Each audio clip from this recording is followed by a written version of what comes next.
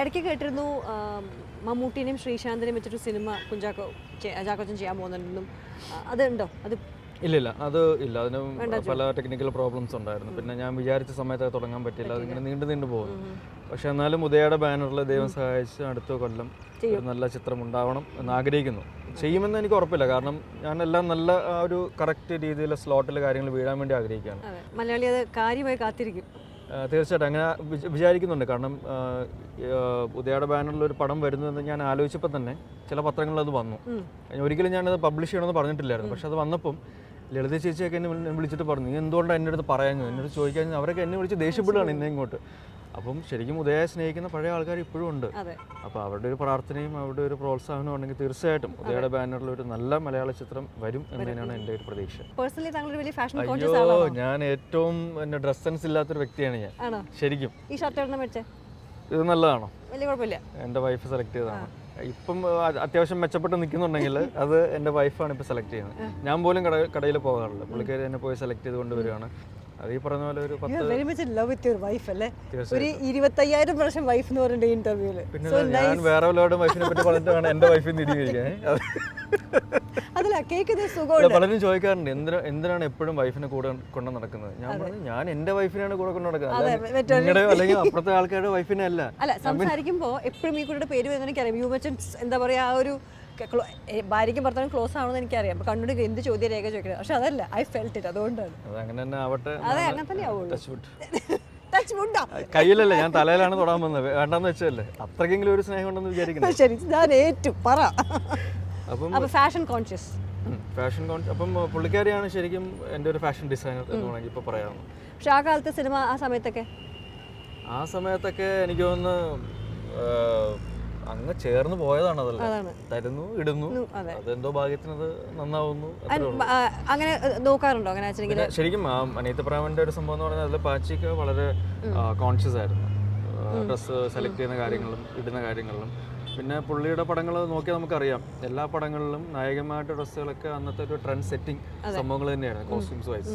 ഈ അടുത്ത കാലത്ത് കണ്ട മനസ്സിന് ഇഷ്ടപ്പെട്ട ഒരു സിനിമ, അങ്ങനെ ചില സിനിമകൾ കണ്ടിറങ്ങി വരുമ്പോൾ നമ്മുടെ മനസ്സിൽ നിൽക്കുമല്ലേ, 2 ദിവസം നിൽക്കും അതിൽ ചില സീൻസൊക്കെ. ലോലിപോപ്പ് നിൽക്കുന്നത് എനിക്കറിയാം. വേറെ ഏത് പടം? മനസ്സിനക്കരെ. അതിൽ ഷീലാമ്മയും ലളിത ചേച്ചി തമ്മിലൊരു സീനുണ്ട്. ലളിത ചേച്ചി അമേരിക്കയിലേക്ക് പോവാണെന്നൊരു സംഭവമുണ്ട്. അത് കഴിഞ്ഞിട്ട് ഷീല ചേച്ചി ഇങ്ങനെ തള്ളി ഒന്ന് വിടുന്നുണ്ട്. ഭയങ്കരമായിട്ട് തന്നെ അത് എന്താ പറയുക, ടച്ച് ചെയ്തു ആ സംഭവം എന്ന് പറയും. അത് പറയാനൊരു കാര്യം കൂടി ഉണ്ട്. ഞാനിപ്പോൾ എറണാകുളത്ത് വന്ന് കുറച്ച് നാളുകൂടെ താമസിക്കുന്നുണ്ട്. അപ്പം അമ്മ ആലപ്പുഴയിലാണ്, ഇടയ്ക്ക് ഇവിടെ വരും. എറണാകുളത്ത് ഞാൻ ഫ്ലാറ്റിലാണ് താമസിക്കാറ്. പക്ഷെ അമ്മ അധികം ഇവിടെ നിൽക്കാറില്ല. എപ്പോഴും ഇവിടെ വന്നാലും തിരിച്ച് പെട്ടെന്ന് പോകണം എന്ന് പറഞ്ഞു. ഞാൻ പറഞ്ഞു, എന്തിനാണ് ഇവിടെ, ഞാനിവിടെ ഉണ്ട്, പിന്നെന്താ കുഴപ്പം. അപ്പോൾ ഒരു ദിവസം ഞാനെന്തോ ആവശ്യത്തിന് പുറത്തോട്ട് പോകാൻ വേണ്ടി ഇങ്ങനെ പോകാനായിട്ട് ഇറങ്ങിയപ്പം ഞാൻ പെട്ടെന്ന് ഇങ്ങനെ ബാൽക്കണിയിലേക്ക് നോക്കുമ്പോൾ അമ്മ ഇങ്ങനെ ബാൽക്കണിയിൽ ഇങ്ങനെ നിന്നിട്ട് ദൂരേക്ക് ഇങ്ങനെ നോക്കിക്കൊണ്ട് നിൽക്കുക. അതെന്നെ ഭയങ്കരമായിട്ട് എൻ്റെ ഹൃദയത്തെ എന്താ ശരിക്കും സങ്കടം, ഭയങ്കര ഒരു ഇമോഷണൽ ആക്കി എന്നെ. ഞാൻ പറഞ്ഞു, ഓക്കെ നാളെ അല്ലെങ്കിൽ ഇന്ന് തന്നെ വേണമെങ്കിൽ പൊയ്ക്കോ, കുഴപ്പമില്ല. കാരണം അവരാ മുറ്റവും ആ സ്ഥലവും ഒക്കെ, അതാണ് അവരുടെ സ്ഥലം, വീട് എന്ന് പറയുന്നത്. അപ്പോൾ നമ്മളത് പറിച്ച് നട്ട് ഫ്ലാറ്റിലോട്ട് കൊണ്ടുവന്ന് സ്ഥാപിക്കുക എന്ന് പറയുന്നത് അവരോട് ചെയ്യുന്ന ഏറ്റവും വലിയ ദ്രോഹമായിരിക്കും. ഇപ്പോൾ ക്രിസ്മസ് കാലമാണല്ലോ, ഒരു ഓർമ്മകൾ എന്തൊക്കെയാണ് പണ്ട് കാലത്ത്? ക്രിസ്മസിൻ്റെ ഓർമ്മകൾ ഇപ്പം കല്യാണത്തിന് മുമ്പ് എന്ന് പറയുമ്പോൾ ഒരു ചെറുപ്പകാലം തൊട്ട് നമുക്ക് തുടങ്ങാം. ചെറുപ്പം തന്നെയാണ്. അപ്പോൾ നമ്മുടെ കാറ്റഗറിയിലുള്ള ആളാണ്. അപ്പോൾ ആരോഗ്യം കുറവായിരിക്കും. പണ്ട് ആലപ്പുഴയിലുള്ള വീട് ഇരിക്കുന്ന സംഭവം എന്ന് പറഞ്ഞാൽ ശരിക്കും ഒരു പള്ളി, കോൺവെന്റ്, എന്താണ് ബിഷപ്പ് ഹൗസ്. അപ്പം അങ്ങനെ ഒരു ശരിക്കും ഒരു പള്ളി അറ്റ്മോസ്ഫിയർ ചുറ്റുമുള്ള ഒരു സ്ഥലമാണ് എൻ്റെ വീടിരിക്കുന്ന ഒരു ഏരിയ എന്ന് പറയുന്നത്. കോൺവെന്റ് സ്ക്വയർ എന്ന പേര് തന്നെ. ക്രിസ്മസ് സമയമൊക്കെ ആകുമ്പോൾ ശരിക്കും കാരോളും അങ്ങനത്തെ സംഘങ്ങളുടെ കൂടെയൊക്കെ ഒറ്റ പ്രാവശ്യം ഞാൻ പോയിട്ടുള്ളൂ. അത് മെയിൻലി അതിൻ്റെ ഒരു കാരണം കൂടി ഉണ്ട്, ഒരു റീസൺ കൂടി ഉണ്ട് അതിന്. നല്ല കാണാൻ കൊള്ളാവുന്ന പെൺപിള്ളേരുടെ വീടുകളിൽ കയറാനായിട്ട് അനുവാദമില്ലാതെ കയറാനായിട്ട് ഒരു ചാൻസ്. പിന്നെ ഈ പറഞ്ഞാൽ അവിടെ ഒരു നല്ല പയ്യനായതുകൊണ്ട് ചുമ്മാ കയറി വായി നോക്കാനൊന്നും പറ്റില്ല. ഇതൊരു നല്ലൊരു കവറാണ്. ഒരു 10 മണി ആ സമയമൊക്കെ ആയപ്പോൾ നല്ല കാണാൻ കൊള്ളാവുന്ന ഒരു പെൺകുട്ടിയുടെ വീട്ടിൽ, ഒരു വലിയ വീടാണ്, വലിയ വീടാണ്, വലിയ മുറ്റമുണ്ട്. അപ്പോൾ വീടും ഗേറ്റും തമ്മിൽ നല്ല ഡിസ്റ്റൻസ് ഉണ്ട്. ഞങ്ങൾ ചെന്നു, കൊട്ടും പാട്ടുമൊക്കെ ആയിട്ട് ചെന്നു. ഗേറ്റ് കുറ്റിയിട്ടിട്ടില്ല, തുറന്നു. അകത്തോട്ട് കയറാൻ തുടങ്ങിയപ്പോഴേക്കും വീട്ടിനകത്തുള്ള ആൾക്കാർ ഞങ്ങളെ കണ്ടിട്ട് ഇങ്ങനെ കാണിക്കുന്നുണ്ട്. അപ്പോൾ ഞാൻ വെച്ചു ഓക്കെ എല്ലാവരും സെറ്റ് ഹാപ്പിയായി. ഞങ്ങൾ ഓടി പാട്ടൊക്കെ പാടി അടുത്ത് ചെന്നപ്പോഴേക്കും എൻ്റെ സൈസിലുള്ളൊരു പട്ടി അതിനെ അവർ തുറന്നു വിട്ടിരിക്കുകയാണ്. അതിൻ്റെ വീട്ടിൻ്റെ ഉടമസ്ഥന് മാത്രമേ അതിനെ കൺട്രോൾ ചെയ്യാൻ പറ്റുള്ളൂ. വീട്ടുകാർ പോലും പേടിച്ചിട്ട് പുറത്തോട്ട് ഇറങ്ങാൻ നിൽക്കുകയാണ്. അവര് ഇങ്ങനെ വരല്ലേ എന്നാണ് കാണിച്ചത്. ഇത് ഞങ്ങൾ ഓക്കെ എന്നൊക്കെ പറഞ്ഞ് ഞങ്ങൾ തിരിച്ച് കൈയൊക്കെ കാണിച്ച് അങ്ങോട്ട് പാട്ടും പാടി കയറിയില്ല. ഞാൻ നോക്കുമ്പോൾ നമ്മൾ സിനിമയെ കാണുന്നതിനേക്കാളും സ്പീഡില്ല, സ്റ്റോപ്പ് ബ്ലോക്കിൽ എൻ്റെ ചുറ്റും നിന്ന് ആൾക്കാരെ കാണാനില്ല. അവരില്ല, സംഭവമില്ല. ഞാനാണെങ്കിൽ ഐസ് കട്ട പോലെ ഇങ്ങനെ നിൽക്കുക. ബെസ്റ്റ് സമയമാണത്.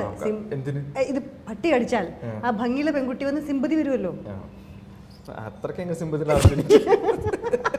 അങ്ങനെ ലോക സുന്ദരിയൊന്നുമല്ല, വേറെ സുന്ദരിമാരെ പരിസരത്തുണ്ട്. ഇത് തുടങ്ങിയതേ ഉള്ളൂ ആദ്യത്തെ വീട്ടിൽ കയറിയിട്ടുള്ള അനുഭവം. അപ്പോൾ ഞാനിങ്ങനെ സ്റ്റണ്ടായിട്ട് ഇങ്ങനെ നിൽക്കുക. ആ പട്ടി ഇങ്ങനെ തന്നെ നോക്കി ഇവനെ കടിക്കണം, എപ്പോൾ കടിക്കണം, ഇതിന് ഓടുവോ. ഞാൻ അനങ്ങാൻ പറ്റാതെ ഫ്രീസായിട്ട് നിൽക്കുക. എൻ്റെ ഭാഗ്യത്തിന് ആ വീട്ടുടമസ്ഥൻ ആ സമയത്ത് കയറി വന്ന് പട്ടിയും പിടിച്ചുകൊണ്ട് പോയി. അതോടുകൂടി കരോളും നിന്നു, വായനോട്ടവും നിന്നു, എല്ലാം നിന്നു. വളരെ ഡീസന്റ് പയ്യനായിട്ട് പിന്നെ ഒരു പരിപാടിക്കും പോയിട്ടില്ല. ക്രിസ്മസ് കരോളിന് പോവുകയാണെങ്കിൽ നല്ല മനസ്സോടെ പോയില്ലെങ്കിൽ മിനിമം ഒരു പട്ടി കടിയെങ്കിലും കിട്ടാതെ തിരിച്ചു വരത്തില്ല. ഇതാണ് ചെറുപ്പകാലത്ത് ഒരു ക്രിസ്മസ് ഓർമ്മ. അതിനുശേഷം ഇങ്ങനത്തെ ഒരു വെഞ്ചറിന് പോയിട്ടേ ഇല്ല. അങ്ങനെ പോയിട്ടേ ഇല്ല. ഇപ്പൊ ഉണ്ടോ അങ്ങനെ ഒരു കരോളും രാത്രി പോക്കൊക്കെ ഉണ്ടോ ഇപ്പോഴത്തെ ജനറേഷന്? ഇപ്പോൾ വളരെ കുറവാണ്.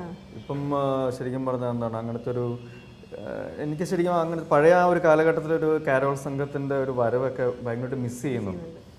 പിന്നെ ഇപ്പോഴത്തെ ഒരു കാരോൾ സംഘത്തിൻ്റെ വരവ് എങ്ങനെയാണെന്ന് വെച്ചാൽ, ഞാൻ ഒരു പ്രാവശ്യം വീട്ടിൽ ഇരിക്കുമ്പോൾ രാത്രി ഇതേപോലെ ഇരിക്കുമ്പം കാരോളിൻ്റെ ബഹളമൊക്കെ കേട്ടു. പക്ഷേ എണീറ്റ് പോകാനൊരു മടി. കുറച്ച് കഴിഞ്ഞപ്പം ഞാൻ മെയിൻ ഡോറിൻ്റെ വ്യൂ ഫൈൻഡറിൽ കൂടെ ഒരു സൗണ്ട് കേട്ടിട്ട് മെയിൻ ഡോറിൻ്റെ വ്യൂ ഫൈൻഡറിൽ കൂടെ ഇങ്ങനെ നോക്കിയപ്പം മെയിൻ ഡോറിൽ ഒരു ക്രിസ്മസ് റീത്ത് തൂക്കിയിട്ടുണ്ടായിരുന്നു. അത് കരോളിൽ വന്ന ഒരു പയ്യനെ അടിച്ചെടുക്കാൻ മാറ്റിക്കൊണ്ട് ശ്രമിച്ചുകൊണ്ടിരിക്കുകയാണ്. അപ്പോൾ തന്നെ ഓടണമെന്ന് പറഞ്ഞ് അവനെ ഓടിച്ചു വിട്ടു.